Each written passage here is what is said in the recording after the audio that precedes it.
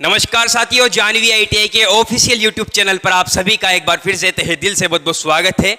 तो साथियों, जैसा कि आप सभी को पता है कि डीसी जनरेटर हमने अभी अभी सफलतापूर्वक कंप्लीट किया, जिसमें हमें बहुत कुछ मजा आया और बहुत कुछ हमने डीसी जनरेटर के बारे में जान लिया है।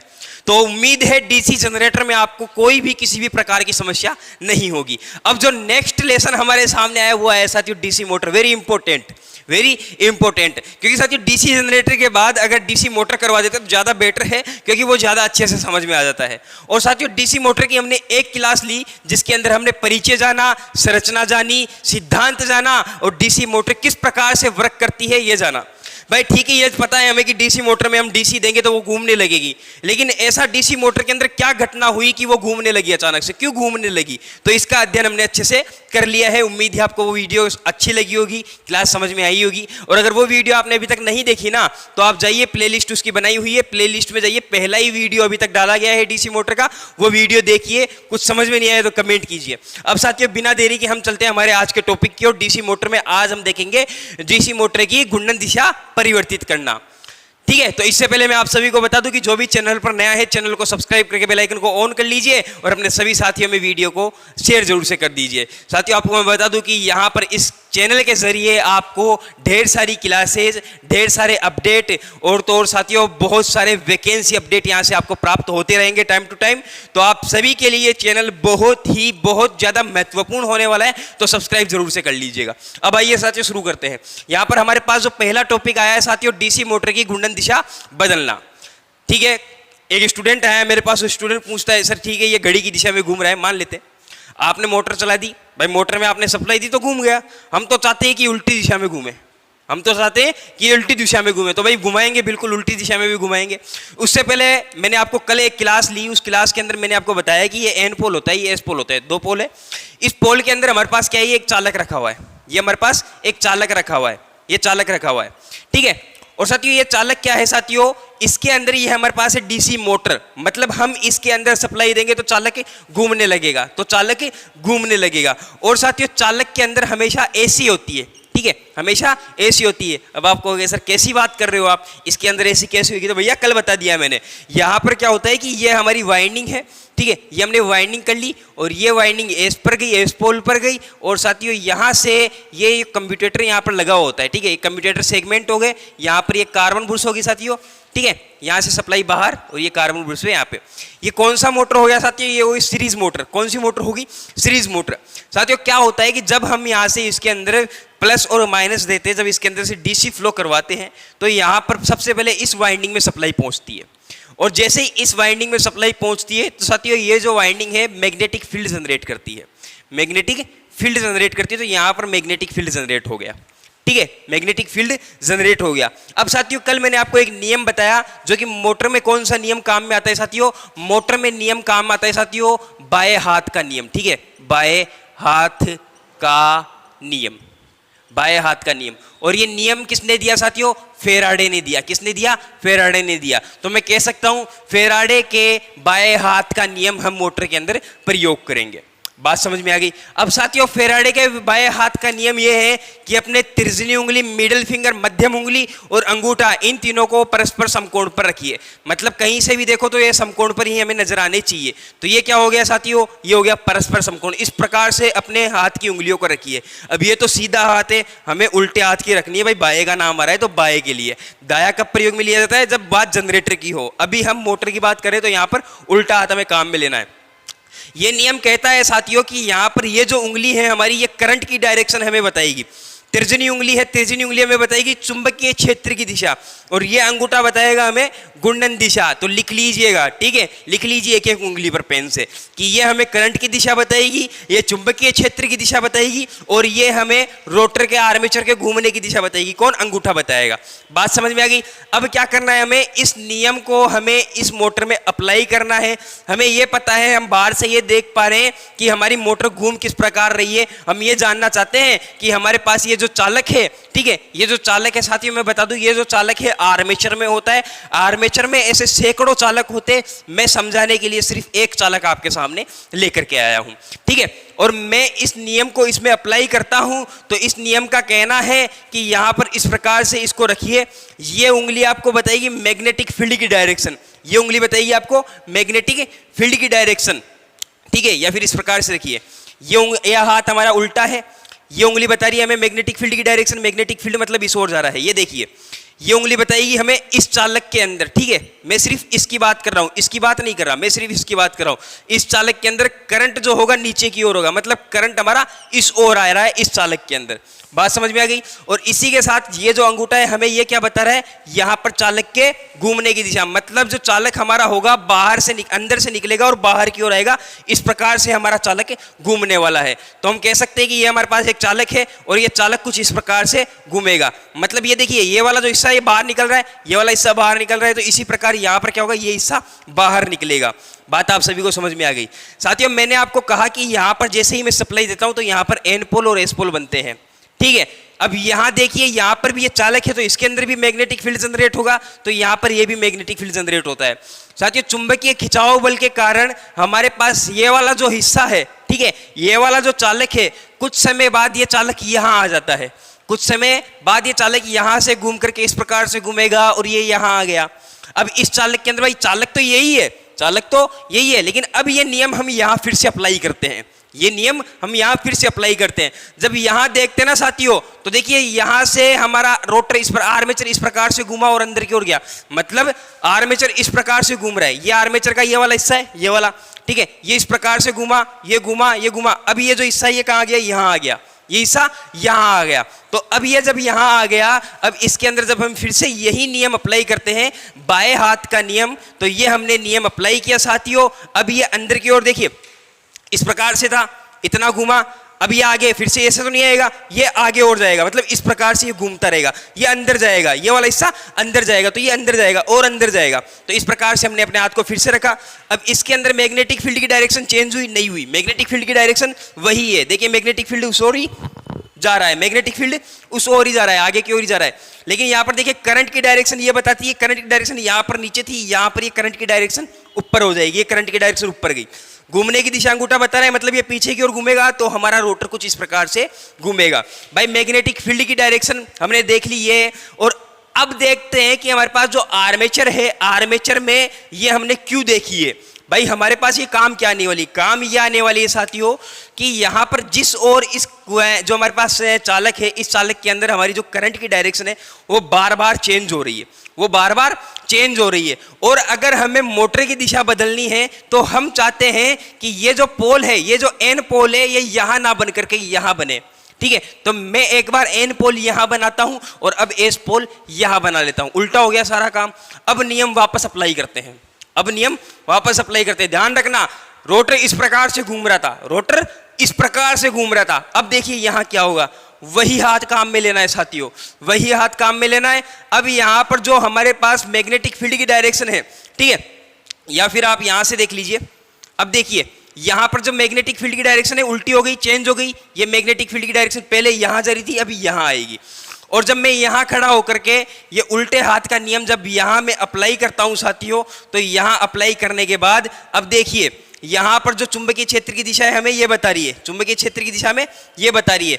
और यहां पर बताने के साथ साथ आप एक चीज और देखिए साथियों कि यहां पर कुछ इस प्रकार से हमने रखा।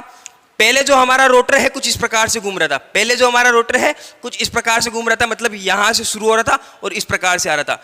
अब इस नियम के अनुसार अब रोटर हमारा यहां से घूमेगा, आर्मेचर हमारा यहां से घूमेगा और इस ओर आएगा, ठीक है। क्यों? क्योंकि अंगूठा बता रहा है घूमने की दिशा, तो अंगूठे के हिसाब से ये यहां आनी चाहिए। तो मतलब डायरेक्शन चेंज हुई या नहीं हुई? क्यों हुई? चुंबकीय क्षेत्र की दिशा हमने चेंज कर दी, डायरेक्शन चेंज हो गई। तो एक बार मैं इस डायग्राम को ऐसे ना बना करके हमारी थ्योरी की भाषा में बनाता हूं, ये प्रैक्टिकली है और अब थ्योरी की भाषा में बनाता हूं।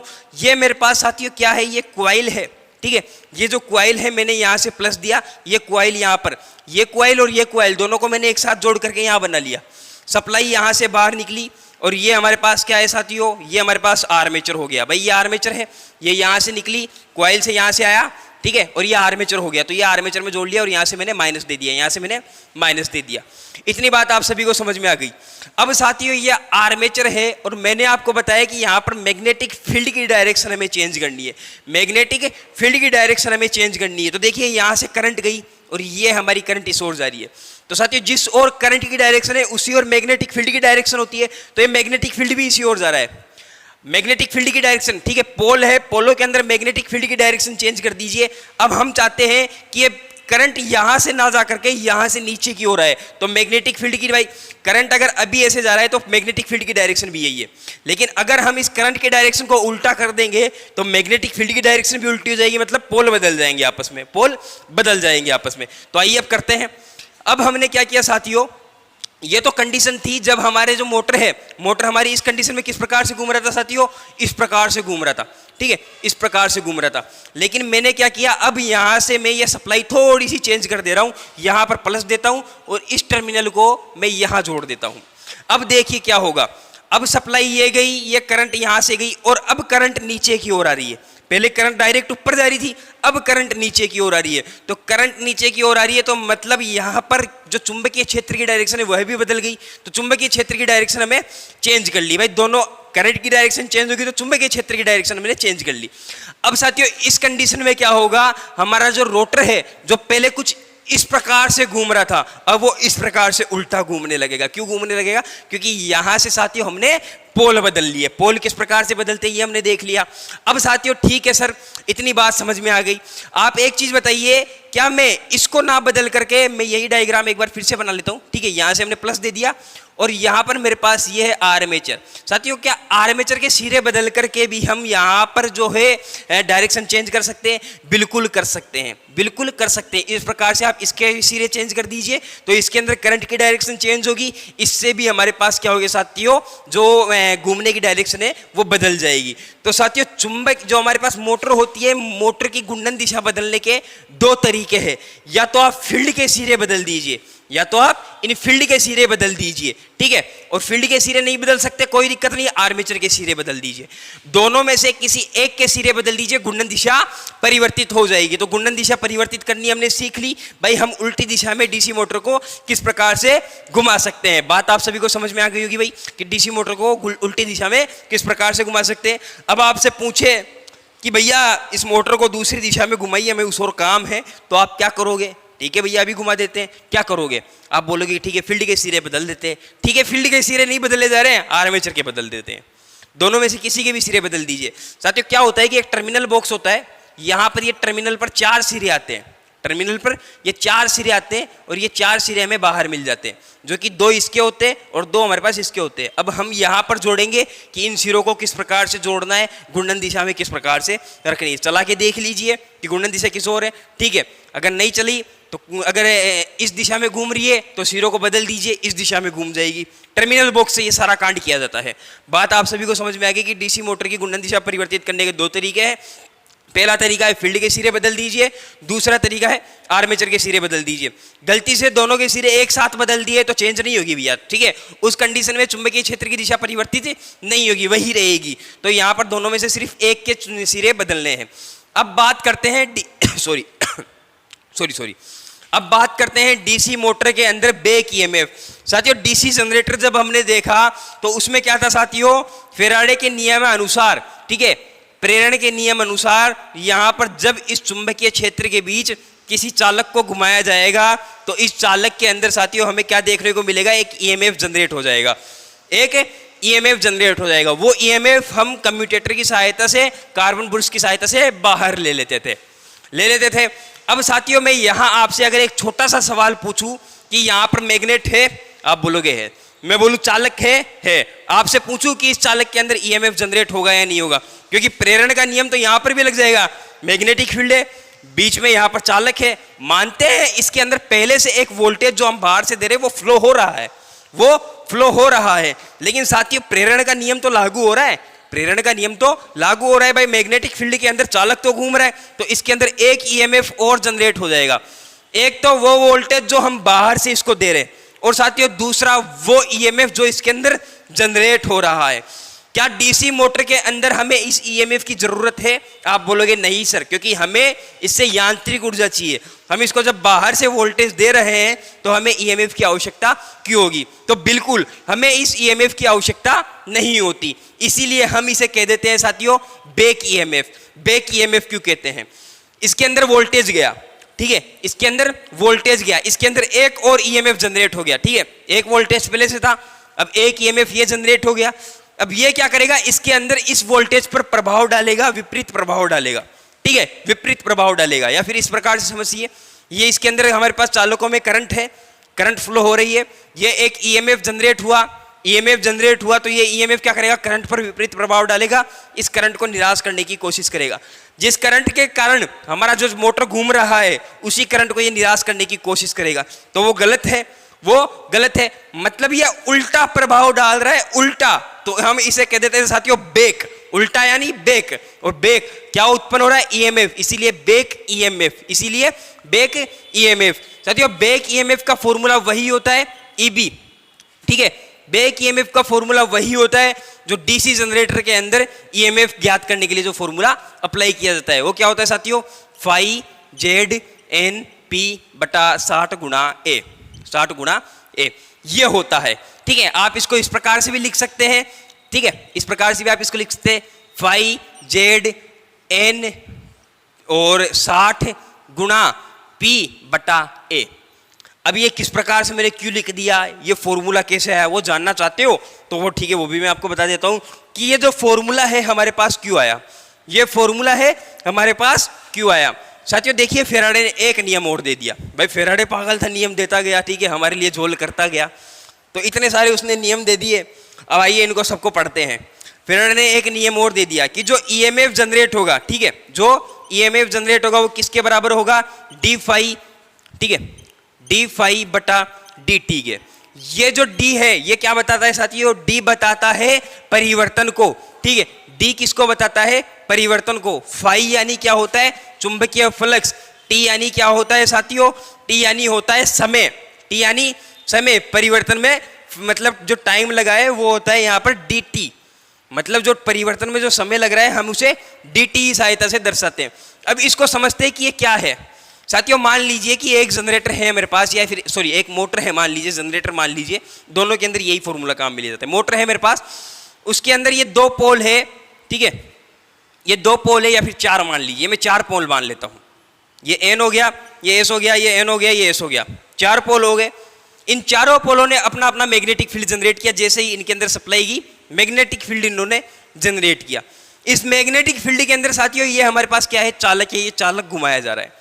इस मैग्नेटिक फील्ड के अंदर ये चालक घुमाया जा रहा है साथियों, चालक घुमाया जा रहा है, तो इसका मतलब ये जो चालक है इस मैग्नेटिक फील्ड का छेदन करेगा, मैग्नेटिक फील्ड को काटेगा। तो यहाँ पर ये जो मैग्नेटिक फील्ड को काटेगा, मैं आप सभी से पूछना चाहता हूँ, क्या ये सिर्फ इसी के मैग्नेटिक फील्ड को काटेगा या फिर जितने पोलों ने मैग्नेटिक फील्ड जनरेट किया सभी के मैग्नेटिक फील्ड को काटेगा? तो इसका जवाब है कि यहाँ पर जितने पोलों ने मैग्नेटिक फील्ड जनरेट किया सभी के फ्लक्स को ये काटेगा, सभी के फ्लक्स को ये काटेगा। तो साथियों फ्लक्स को हम क्या बोलते हैं? फ्लक्स को हम फाई बोल सकते हैं, तो फ्लक्स को ये काटेगा। तो हम ये कह सकते हैं कि P इंटू फाई, मतलब जितने पोलों के द्वारा फ्लक्स जनरेट होगा सभी को कौन काटेगा? चालक काटेगा। बात आप सभी को समझ में आ गई? ये सिर्फ एक चालक की बात की जा रही है, सिर्फ एक चालक के लिए बात कर रहा हूं, ठीक है, एक चालक की बात, एक चालक में ईएमएफ, एक चालक में ईएमएफ, ठीक है, एक चालक ईएमएफ की बात कर रहा हूं। अब यहां पर जो दूसरा है साथियों डीटी है।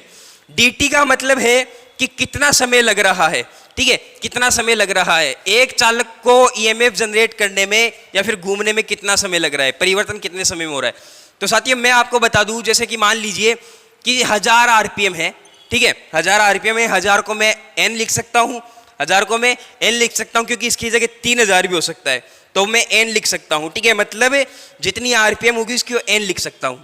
अब ये जो एन है, ये जो 1000 आरपीएम है, या फिर कहे कि 1000 जो है कितनी देर में कंप्लीट होगी साथियों? 60 में कंप्लीट होगी, ठीक है, मतलब 60 सेकंड है, 1 मिनट यानी 60 सेकंड, 1 मिनट यानी 60 सेकंड। तो मैंने मिनट नहीं लिखा, मैंने 60 सेकंड लिख लिया, तो ये 60 सेकंड। और जब मैं इसको यहां से लेकर के यहां जाऊंगा ना तो मेरे पास एन बन जाएगा। मतलब साथियों एक चालक कितना ईएमएफ जनरेट करेगा? एक चालक का ईएमएफ, एक चालक का ईएमएफ हमारे सामने जो समय लगेगा वो निकल कर आएगा कि एक चालक को ईएमएफ उत्पन्न करने में कितना समय लगेगा।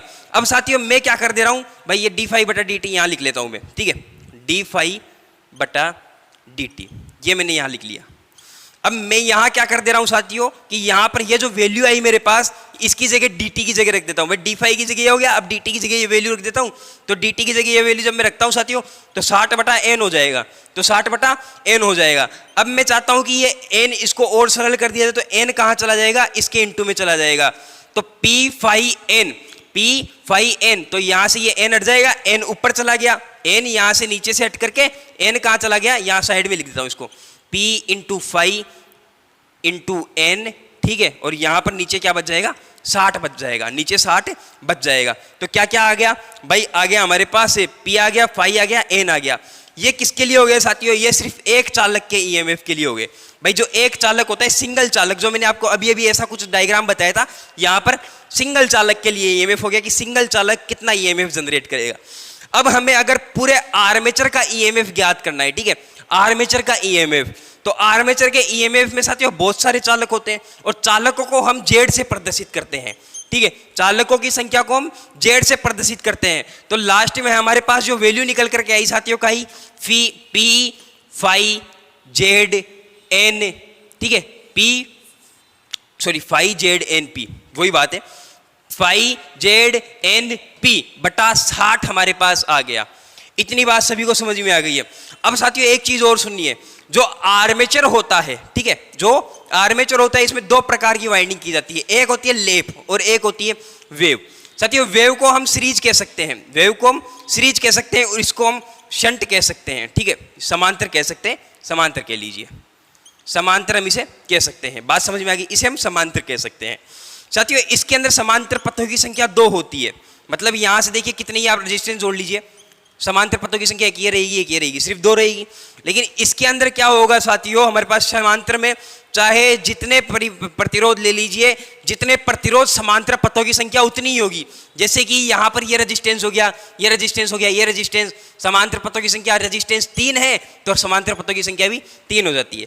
इसी प्रकार से आर्मेचर में जो वाइंडिंग की जाती है अगर समांतर में कर दी गई तो हम उसे कहते हैं लेप वाइंडिंग, हम उसे कहते हैं लेप वाइंडिंग। और लेप वाइंडिंग में साथियों पोलों की संख्या जितनी होती है ना, पोलों की संख्या के बराबर ही समांतर पथों की संख्या होती है, ठीक है, समांतर पथों की संख्या होती है तो हम उसे ए कह सकते हैं, हम उसे ए कह सकते हैं। तो साथियों अगर हमें बात करें, हमसे पूछा जाए कि लेप वाउंड आर्मेचर है, क्वेश्चन में लेप वाउंड आर्मेचर के बारे में पूछ लिया जाए तो आपको यहां पर साथियों ए और लगा देना है, यहां पर ए और लगा देना है। अब साथियों मैंने बताया कि यहां पर लेप वाउंड आर्मेचर के लिए ये हो गया।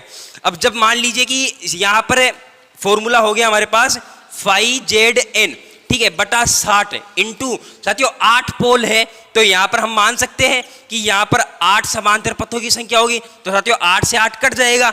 अब लेप के लिए हमारे पास क्या बच गया, सिर्फ इतना फॉर्मूला बच गया, लेप के लिए सिर्फ इतना फॉर्मूला बच गया, फाई जेड एन बटा 60, ये इतना सा फॉर्मूला बच गया। अब वेव के लिए क्या फॉर्मूला हो जाएगा साथियों, वेव के लिए फॉर्मूला हो जाएगा फाई जेड एन, ठीक है, फाई जेड एन पी बटा 60 गुणा ए, 60 गुणा ए। और साथियों समांतर पथों की संख्या वेव में कितनी होती है, 2 होती है। भाई समांतर पथों की संख्या मैंने वैल्यू रख ली, भाई समांतर पथों की संख्या मैंने बता दी कि सीरीज में सिर्फ 2 होती है तो 2 मैंने रख ली। तो साथियों वेव के लिए फॉर्मूला क्या बन जाएगा, वेव के लिए बनेगा फाई जेड एन पी बटा 120 बटा 120, ये वेव के लिए फॉर्मूला हो गया। बात समझ में आ गई आप सभी को। तो साथियों ये आपको समझ में आ गया कि बैक ईएमएफ का फॉर्मूला किस प्रकार से निकाला जाता है। एक चीज और याद रखिएगा कि जो डीसी मोटर होती है, ठीक है, जो डीसी मोटर होती है साथियों, इस मोटर के अंदर ये जो बैक ईएमएफ है इसकी दिशा के लिए, ठीक है, इसकी दिशा ज्ञात करने के लिए वही नियम काम में लिया जाता है जो डीसी जनरेटर में साथियों जो जनरेटर की ईएमएफ की दिशा ज्ञात करने के लिए लिया जाता है। तो कौन सा नियम होता है भाई, दाएं हाथ का नियम होता है। कौन सा, दाएं हाथ का नियम होता है, दाएं हाथ का नियम होता है। बात समझ में आएगी, दाएं हाथ का नियम। तो इस मोटर में 2 नियम काम में लिए जाएंगे, बाएं हाथ का नियम, बाएं हाथ का नियम किस लिए, इसकी दिशा ज्ञात करने के लिए, और दाएं हाथ का नियम प्रयोग, दाएं हाथ का नियम प्रयोग में लिया जाएगा यहां पर बैक ईएमएफ की दिशा ज्ञात करने के लिए। और साथियों मोटर में कंडीशन है कि बैक ईएमएफ होगा ही होगा, क्योंकि चालकों के बीच चुंबकीय क्षेत्र के बीच चालक घूमेगा ही घूमेगा। उम्मीद है आपको ये दोनों टॉपिक अच्छे से समझ में आ गए होंगे। वीडियो में कोई भी समस्या है आप कमेंट कर सकते हैं, और वीडियो अच्छी लगी तो वीडियो को लाइक, चैनल को सब्सक्राइब जरूर से कर लीजिएगा। धन्यवाद साथियों, हमारे साथ लास्ट तक बने रहने के लिए आप सभी का बहुत बहुत धन्यवाद।